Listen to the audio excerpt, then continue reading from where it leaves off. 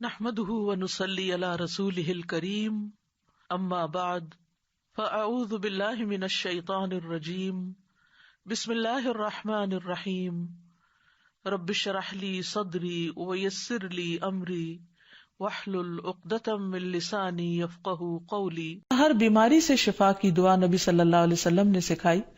عبداللہ بن عباس سے مروی ہے کہ نبی اکرم صلی اللہ علیہ وسلم نے فرمایا، جب کوئی شخص کسی ایسے مریض کی عیادت کرے جس کی موت کا وقت ابھی قریب نہ آیا ہو اور اس کے پاس 7 مرتبہ یہ دعا پڑھے، اسأل اللہ العظیم رب العرش العظیم ان یشفیک، میں عظمت والے اللہ جو عرش عظیم کا رب ہے اس سے دعا کرتا ہوں کہ وہ تمہیں شفا عطا کرے، تو اللہ تعالیٰ اسے اس مرض سے شفا عطا کر دے گا۔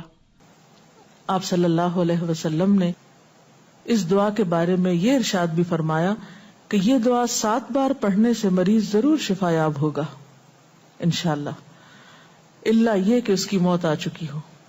حضرت ابن عباس کا بیان ہے کہ نبی صلی اللہ علیہ وسلم جب کسی مریض کی عیادت کو جاتے تو اس کے سرہانے بیٹھتے اور اس کے بعد 7 بار فرماتے، یعنی 7 times، اسأل اللہ العظیم رب العرش العظیم ان یشفیک، میں عظیم خدا سے جو عظیم عرش کا رب ہے سوال کرتا ہوں، دعا مانگتا ہوں کہ اللہ تجھے شفا عطا کرے۔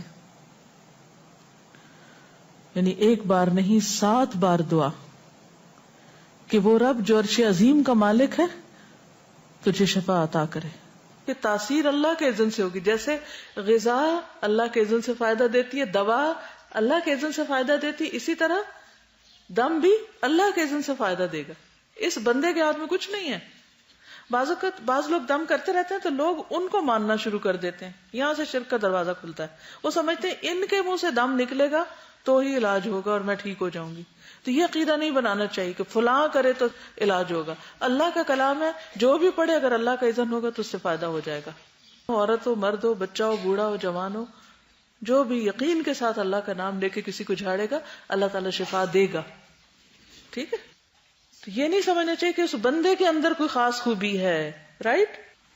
یہ چیز ہوگی تو پھر کام خراب ہوگا۔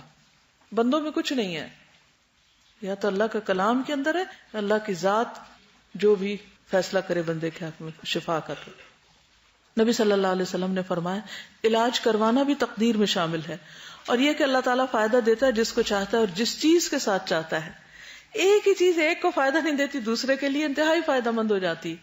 تو اللہ تعالیٰ سے دعا ہے کہ اللہ تعالیٰ تمام بیماروں کو صحت اور شفا عطا فرمائے اور ہمیں بیماری اور آزمائش کے موقع پر اپنی طرف رجوع کرنے کی توفیق دے اور ہر طرح کے شرک اور ایسے کاموں سے بچائے جو اس کو ناراض کرنے والے۔ وآخر دعوانا ان الحمد للہ رب العالمین۔ سبحانک اللہم وبحمدک، اشہد ان لا الہ الا انت، استغفرک واتوب الیک۔